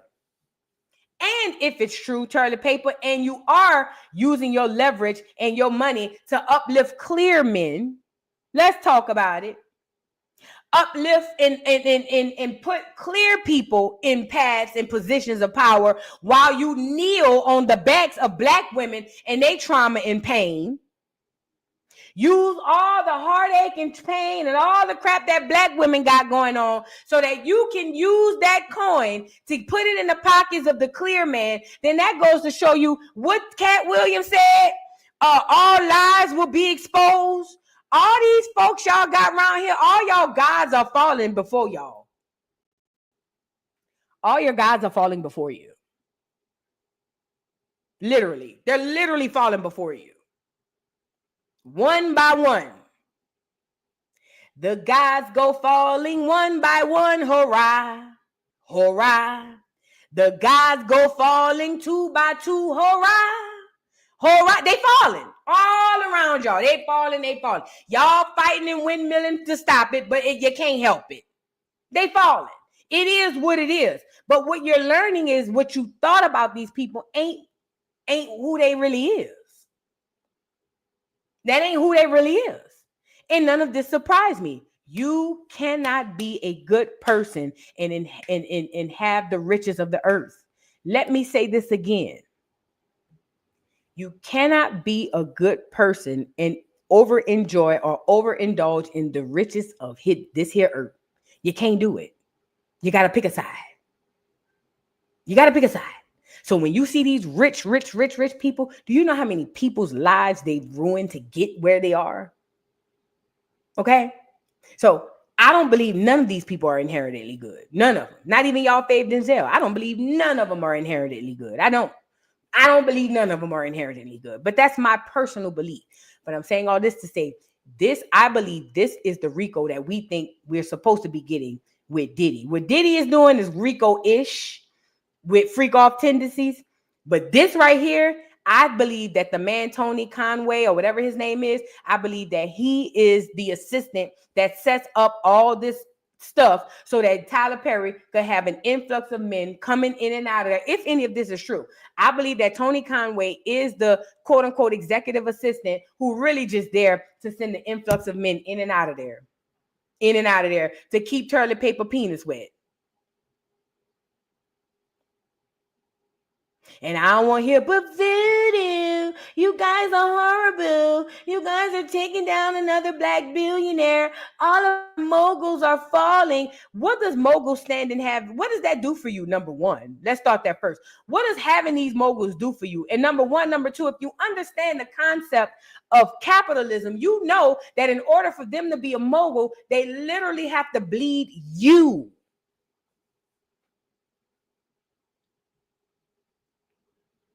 They got to bleed you in order for them to be successful. So why do you praise the people who bleed you on a daily basis? Why do they get all of the praises? This is a real question. But Cat Williams said it. I don't want to hear nothing about all that ugly ass shit about, oh, he's a black billionaire. I don't want to hear none of that ugly ass shit. At the end of the day, what Cat Williams said is not about God. It's not about my side, right, wrong. It's God's side and the other side. And I'm on God's side at this point. Get him up here. Race is not where the line is drawn. It's God's side and the other side. And we don't care nothing about the other side. Period. Period. I don't give a damn about no black billionaire. I don't give a damn about a black hundredaire. I don't care about none of that. Y'all, that's the problem with black people. All we care about is symbolism and all that stuff. But y'all don't know the demons behind these faces y'all praise. Tyler Perry is in a heap of trouble. Matter of fact, I wanted to show y'all this too, because I want to make sure. I want to make sure that we understand how serious this is. Hold on.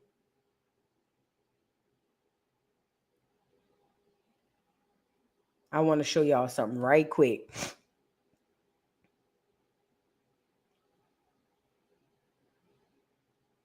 All right. So I am on, y'all come on in here. I am on, what is this? EEOC.gov. Let's go here. I need y'all to understand because like I said, this is bigger than toilet paper. This might help you. Whoever listening to this might help you. This is bigger than toilet paper. And this is why he's in a lot of trouble. It ain't even about the sex. It's about the sex in which, how he's doing it and all that stuff. But anyway, so according to EEOC.gov, that's equal opportunity, equal employment opportunity for the IEP people in the back. It says what kinds of harassments are covered by the federal laws against employment discrimination that EEOC enforces. Federal law prohibits workplace harassment that concerns your race, color, religion, national origin, sex, including pregnancy, childbirth, and related medical conditions, sexual orientation and transgender status, disability age 40 plus, or genetic information. What are examples of harassing workplace conduct that will be covered by federal law? Some examples of harassing conduct include, but are not limited to, saying or writing an ethnic, racial, religious, or sex-based slur. Pause. We're not even talking about the context of toilet paper saying you could hit a power bottom when you got a big dick. You could hit them with the G-spot and then make them go crazy. We're not talking about that part. We're talking about the fact that he even said, I got a big dick. Right then and there, he is in violation of federal law. Are y'all tracking this? I need y'all, put a 1 in the chat if we tracking. I need y'all to track because this is bigger than toilet paper. Like I say, this might help you too. The fact that he said, I got a big dick, right there, he violated. Even if he made a comment about this man's dick, you violated. Okay? Back to where I was. It goes on to say, so making a comment about it, displaying symbols such as a noose, religious or ethnic hate symbols or racist cartoons, sharing pornography or sexually demeaning images in the work environment, imitating a person's disability-based limitations or mocking a person's accent, threatening or intimidating a person because of their religious beliefs, their religious attires, or their lack of religious beliefs, or groping or touching or otherwise physically assaulting a person. When does harassment or harassing conduct actually violate federal law? If harassing conduct is so severe or so frequent that a reasonable person in your position would find the situation to be abusive and you actually find it abusive, then it is a hostile work environment. A hostile work environment violates federal law if it is based on at least one of the protected characteristics listed in response to question number 1, which is what is harassment. Harassment because of protected characteristics also is against the law if the harassing conducts include a change to your job. I'm going to kill your character off. Being demoted. I'm going to kill your character off. And you can come play over here and be a screenwriter or something like that. Losing hours, losing pay. I'm going to stop your coin. Or getting fired, like killing your character off. He done stepped in it big time. He done stepped in it big time. And for the people in the bike who think this is cool, look what the next one says. My coworker and I, or boss and I, don't get along and they criticize me for no obvious reason. Could this be harassment that violates federal EEO laws? Not that one, but I thought they were going to get into it. But what I wanted to tell you is, even if y'all just friends, even if it ain't nothing sexually, you cannot have relationships with your superiors when you work for a company. You can't do it. It's against federal law.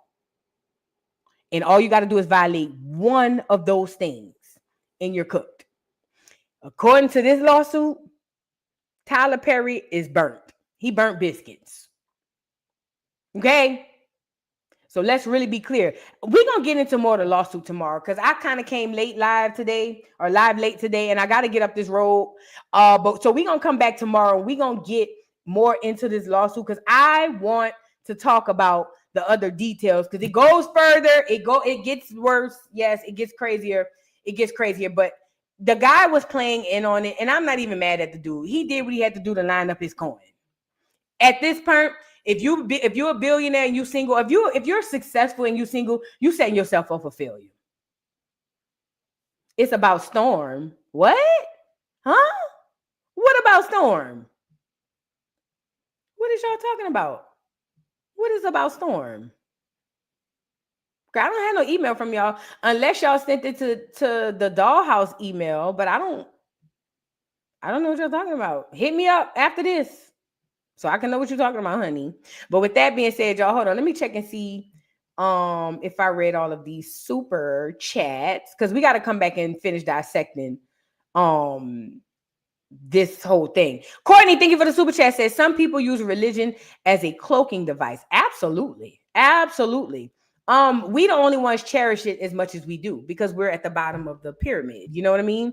We the people, thank you for the super chat, but that means toilet paper been doing this for years. Absolutely. Oh, and by the way, this is another thing too. Now this makes room for other people to come out.